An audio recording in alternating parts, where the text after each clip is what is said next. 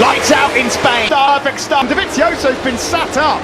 Game were just that slightly bit faster than Marquez. The pair of them have just done their TT mates. Interesting that in the top 10, everyone was the three behind them, Quartararo, Vinales and Rins, 38 threes. Valentino Rossi actually 8. He's quicker than the two Yamahas ahead of him, but the speed on the primed for it.